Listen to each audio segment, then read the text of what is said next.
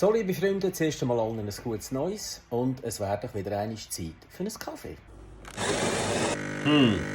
Das kommt ja nur noch auf einer Seite raus. Wenn wir schauen, da ist rein. Ja, nein. Was sind jetzt das wieder für Schrauben?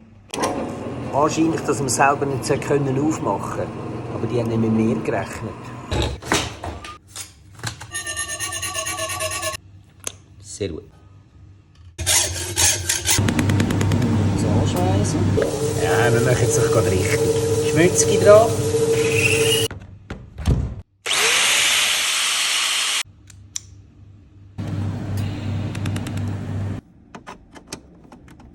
Ja! Grossartig! Aber wir nehmen noch eins.